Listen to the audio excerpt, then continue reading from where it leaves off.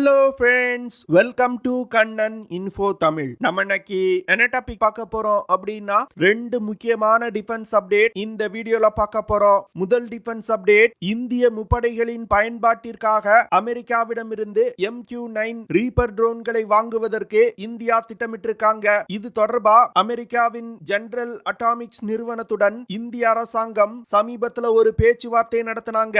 இந்த வீடியோல இந்தியா அமெரிக்காவிடமிருந்து வாங்க உள்ள MQ-9 ரீப்பர் ட்ரோன்களோட செயல்திறன் என்ன, இந்த ட்ரோன்களை இந்தியா என்ன மாதிரியான ஆபரேஷன்களுக்கு பயன்படுத்த போறாங்க, ஜெனரல் அட்டாமிக்ஸ் நிறுவனத்திற்கும் இந்திய அரசாங்கத்திற்கும் இடையில் நடந்த பேச்சுவார்த்தையின் மூலமா இந்தியாவிற்கு கிடைத்த நன்மை என்ன அப்படிங்கிறது குறித்து பார்க்கலாம். இரண்டாவது டிஃபென்ஸ் அப்டேட், இந்திய கடற்படையில INS வாகிர் அப்படிங்கிற ஒரு அதிநவீன டீசல் எலக்ட்ரிக் அட்டாக் சப்மரீன் இணைக்கப்பட உள்ளது. இந்த INS வாகிர் நீர்மூழ்கி கப்பல் முழுக்க இந்தியாவிலே தயாரிக்கப்பட்டது. இந்த வீடியோல INS வாகிர் நீர்மூழ்கி கப்பலோட செயல்திறன் என்ன, இந்த கப்பலை இந்தியா எதற்காக உருவாக்கி இருக்காங்க, இந்த கப்பலை பயன்படுத்தி இந்தியா என்ன மாதிரியான ஆபரேஷன்களை கேரி அவுட் செய்ய முடியும் அப்படிங்கிறது குறித்து நம்ம டீடைலா இந்த வீடியோல பார்க்கலாம். நம்ம சேனல்ல டிஃபென்ஸ் ரிலேட்டடா தினம் ஒரு வீடியோ பப்ளிஷ் பண்ணிட்டு இருக்கோம். உங்களுக்கு டிஃபென்ஸ் ரிலேட்டடான செய்திகளை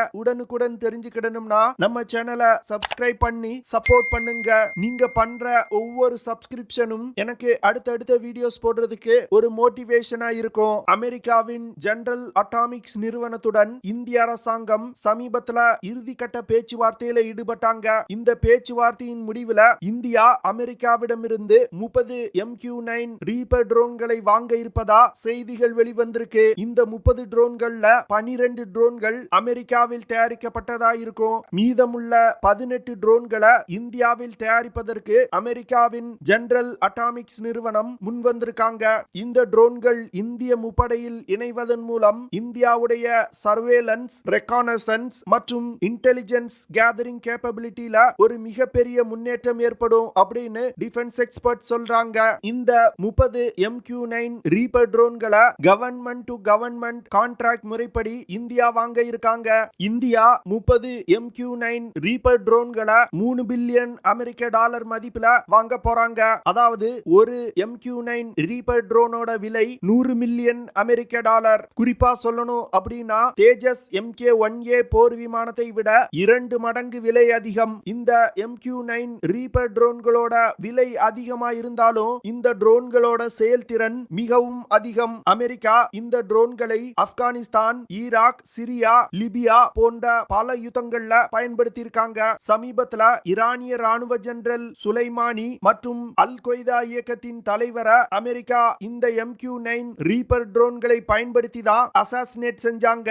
ஜெனரல் அட்டாமிக்ஸ் நிறுவனம் 30 MQ-9 ரீப்பர் ட்ரோன்களை இந்தியா வாங்கினாங்கன்னா ட்ரோன் தயாரிப்பு தொடர்பான பல அதிநவீன தொழில்நுட்பங்களை இந்தியாவின் DRDO நிறுவனத்துடன் பகிர்ந்து கொள்வதற்கு முன் வந்திருக்காங்க. குறிப்பா சொல்லணும் அப்படின்னா லைனக்ஸ் மல்டிமோட் ரடார் சிஸ்டத்தோட தொழில்நுட்பத்தை DRDO நிறுவனத்துடன் அமெரிக்காவின் ஜெனரல் அட்டாமிக்ஸ் நிறுவனம் பகிர்ந்து கொள்ள போறாங்க.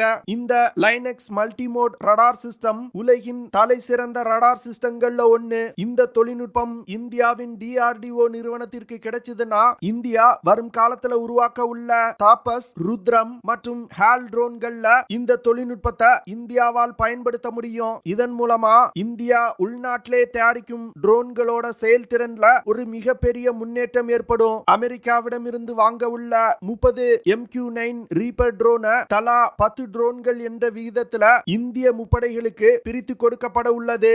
சமீபத்துல உத்தரப்பிரதேஷ் மாநிலத்தை சேர்ந்த அதிகாரிகள் ஜெனரல் அட்டாமிக்ஸ் நிறுவனத்தின் தொழிற்சாலையை அமெரிக்காவில் பார்வையிட்டாங்க. இதனைத் தொடர்ந்து ஜெனரல் அட்டாமிக்ஸ் நிறுவன அதிகாரிகளுடன் உத்தரப்பிரதேஷ் மாநில அதிகாரிகள் பேச்சுவார்த்தை நடத்தினாங்க. இந்த பேச்சுவார்த்தையில ஜெனரல் அட்டாமிக்ஸ் நிறுவனத்திற்கு MQ-9 ரீப்பர் ட்ரோன்களை இந்தியாவில் தயாரிப்பதற்கு அனைத்து விதமான வசதிகளும் செய்து தரப்படும் அப்படின்னு உறுதி கொடுத்திருக்காங்க. அது மட்டும் இல்லாம ஜெனரல் அட்டாமிக்ஸ் நிறுவனம் தன்னுடைய தொழிற்சாலையை உத்தரப்பிரதேஷ் டிஃபென்ஸ் இண்டஸ்ட்ரியல் காரிடோர் பகுதியில அமைப்பதற்கு நிலம் கொடுப்பதா அவங்க உறுதி கொடுத்திருக்காங்க.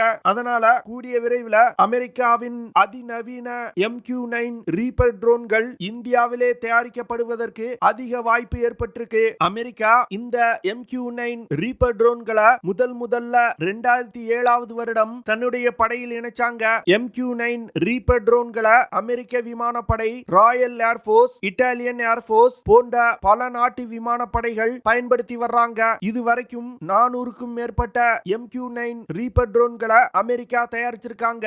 MQ-9 ரீப்பர் ட்ரோன்கள் 11 மீட்டர் நீளமும் 20 மீட்டர் விங் ஸ்பேனும் கொண்டது. இந்த ட்ரோன்கள்னால அதிகபட்சமா 4800 கிலோகிராம் எடையை சுமந்து கொண்டு பறக்க முடியும். MQ-9 ரீப்பர் ட்ரோன்னால அதிகபட்சமா 1700 கிலோகிராம் எடை கொண்ட ஆயுதங்களை எடுத்து சென்று எதிரிகள் மீது தாக்குதல் நடத்த முடியும். இந்த ட்ரோன்ல இன்டர்னல் வெப்பன் பேஸ் சிஸ்டம் அப்படிங்கிற தொழில்நுட்பம் பயன்படுத்தப்பட்டிருக்கு. இதனால மிசைல்ஸ், பாம்ஸ், கிளஸ்டர் யூனிட் போன்ற ஆயுதங்களை ட்ரோனோட உள்பகுதியில ஸ்டோர் செய்ய முடியும். MQ-9 ரீப்பர் ட்ரோன்களை இயக்குறதுக்கு ஹனிவெல் நிறுவனத்தால் தயாரிக்கப்பட்ட ஒரு TPE 33110 டர்போ பாப் இன்ஜின் பயன்படுத்தப்படுது. இந்த இன்ஜினால 900 HP திறனை ப்ரொடியூஸ் பண்ண முடியும். MQ-9 ரீப்பர் ட்ரோன்கள்னால அதிகபட்சமா 482 km/h வேகத்துல பறக்க முடியும். இந்த ட்ரோன்கள்னால அதிகபட்சமா 1900 கிலோமீட்டர் தூரம் வரைக்கும் பறக்க முடியும்.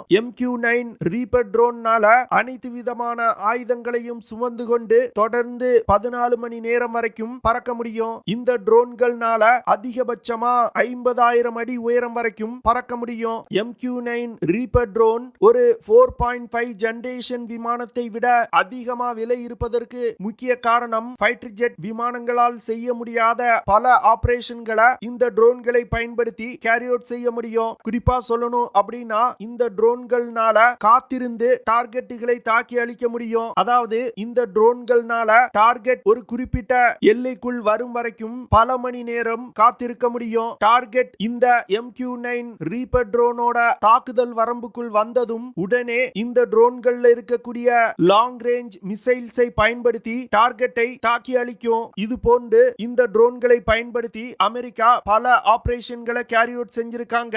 இந்த ட்ரோன்ல மிசைல்ஸ் மற்றும் ஆயுதங்களை எடுத்து செல்வதற்கு 7 ஹார்ட் பாயிண்ட்ஸ் கொடுக்கப்பட்டிருக்கு. இந்த 7 ஹார்ட் பாயிண்ட்ஸை பயன்படுத்தி பல்வேறு விதமான ஆயுதங்களை எடுத்து செல்ல முடியும். இந்த MQ-9 ரீப்பர் ட்ரோனால குறைந்தபட்சமா 500 மீட்டர்ல இருந்து அதிகபட்சமா 11 கிலோமீட்டர் தூரத்துல உள்ள டார்கெட்டை தாக்கக்கூடிய AGM-114 ஹெல்ஃபயர் மிசைல்களை எடுத்து செல்ல முடியும். அடுத்து GBU-12 பேவ்வே 2 அப்படிங்கிற லேசர் கைடட் பாமையும் இந்த ட்ரோன்னால எடுத்து செல்ல முடியும். 28 கிலோமீட்டர் தாக்குதல் வரம்பு கொண்ட ஜாயிண்ட் டைரக்ட் அட்டாக் யூனிட்ஸ் அப்படிங்கிற கிளைட் பாமையும் இந்த ட்ரோன்னால எடுத்து சென்று தாக்குதல் நடத்த முடியும். இது போன்ற பல அதிநவீன ஆயுதங்கள் இந்த ட்ரோன்ல இணைக்கப்பட்டிருக்கு. இதன் காரணமாக தான் இந்த MQ-9 ரீப்பர் ட்ரோன் உலகின் தலை சிறந்த தாக்குதல் திறன் கொண்ட ட்ரோனா இருக்குது. இரண்டாவது டிஃபென்ஸ் அப்டேட், இந்திய கடற்படையிடம் சமீபத்துல INS வாகீர் அப்படிங்கிற ஒரு அதிநவீன ஸ்கார்பியன் கிளாஸ் சப்மரீன் வழங்கப்பட்டது. இந்த INS வாகீர் நீர்மூழ்கி கப்பலை அடுத்த மாதம் இந்திய கடற்படையில் இணைக்க உள்ளாங்க. INS வாகீர் நீர்மூழ்கி கப்பல் ப்ராஜெக்ட் 75 அப்படிங்கிற திட்டத்தின் கீழ் தயாரிக்கப்பட்ட 5வது நீர்மூழ்கி கப்பல். சமீபத்துல இந்தியாவிற்கு இந்திய பெருங்கடல் பகுதியில சீனா அதிகமாக பிரச்சனை கொடுத்து வர்றாங்க. குறிப்பா சமீபத்துல சீனாவின் உளவு கப்பல்கள் அடிக்கடி இந்திய பெருங்கடல் பகுதிக்குள் வந்து இந்தியாவின் மிசைல் சோதனைகளை நோட்டமிட முயற்சி செய்றாங்க. ஒரு யுத்த நேரத்துல சீனா தன்னுடைய நீர்மூழ்கி கப்பல்கள் மற்றும் உளவு கப்பல்களை இந்திய பெருங்கடல் பகுதிக்கு அனுப்பி இந்தியாவிற்கு பிரச்சனை கொடுப்பதற்கு முயற்சி செய்வாங்க. அதனால இந்தியா தன்னுடைய கடற்படையின் வலிமையை தொடர்ந்து அதிகரித்துக் கொண்டே இருக்க வேண்டிய சூழ்நிலை ஏற்பட்டிருக்கு. இதனால சமீபத்துல பல முக்கியமான ப்ராஜெக்டுகளை இந்திய கடற்படைக்காக செஞ்சு வந்துகிட்டு இருக்காங்க. அந்த வகையில ப்ராஜெக்ட் 75 திட்டத்தின் கீழ் இந்த INS வாகீர் நீர்மூழ்கி கப்பலும் உருவாக்கப்பட்டிருக்கு. இந்தியா ப்ராஜெக்ட் 75 திட்டத்தின் கீழ் 6 ஸ்கார்பியன் கிளாஸ் நீர்மூழ்கி கப்பல்களை உருவாக்கி வர்றாங்க.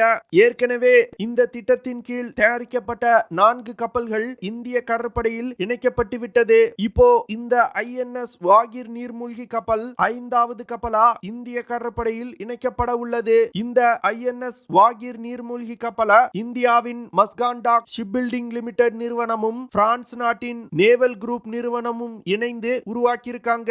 INS வாகீர் நீர்மூழ்கி கப்பல் 2020வது வருடம் சீ ட்ரையல்ஸுக்கு அனுப்பி வைக்கப்பட்டது. இதனை தொடர்ந்து வெப்பன்ஸ், சென்சார் சோலார் ட்ரையல் போன்ற பலவிதமான சோதனைகளை இந்தியா அதிவேகமா முடிச்சிருக்காங்க. ஐஎன்எஸ் வாகிர் நீர்மூழ்கி கப்பலோட சீ ட்ரையல்ஸ் தான் இதுவரைக்கும் இந்தியா செய்ததிலே அதிவேகமா செய்யப்பட்ட சீ ட்ரையல்ஸ். ஐஎன்எஸ் வாகிர் நீர்மூழ்கி கப்பல் தயாரிப்பு இந்தியாவின் ஆத்ம நிர்பான் பாரத் திட்டத்திற்கு மேலும் ஒரு மைல்கல் அப்படின்னு டிஃபென்ஸ் எக்ஸ்பர்ட் சொல்றாங்க. ஐஎன்எஸ் வாகிர் நீர்மூழ்கி கப்பல் டீசல் எலக்ட்ரிக் அட்டாக் சப்மரின். இந்த நீர்மூழ்கி கப்பல் 1615 டன் எடை கொண்டது. ஐஎன்எஸ் வாகிர் நீர்மூழ்கி கப்பல் 221 ஃபீட் நீளமும் 20 ஃபீட் அகலமும் கொண்டது. இந்த கப்பலை இயக்குறதுக்கு 4 MTU-12V396 SES4 diesel electric engine பயன்படுத்தப்படுது. இது தவிர இந்த கப்பலை இயக்குறதுக்கு 360 பேட்டரி செல்ஸ் பயன்படுத்தப்படுது. ஐஎன்எஸ் வாகிர் நீர்மூழ்கி கப்பல்னால தண்ணீரோட மேற்பரப்புல 20 கிலோமீட்டர் வேகத்துல பயணிக்க முடியும். அதுவே நீருக்கு அடியில் மூழ்கிய நிலையில் 37 கிலோமீட்டர் பெர் ஹார் வேகத்துல பயணிக்க முடியும். இந்த நீர்மூழ்கி கப்பல்னால அதிகபட்சமா 12,000 கிலோமீட்டர் தூரம் வரைக்கும் பயணிக்க முடியும். இந்த நீர்மூழ்கி கப்பலை இயக்குறதுக்கு 8 அதிகாரிகள் மற்றும் 35 செயலர்கள் தேவைப்படுவாங்க.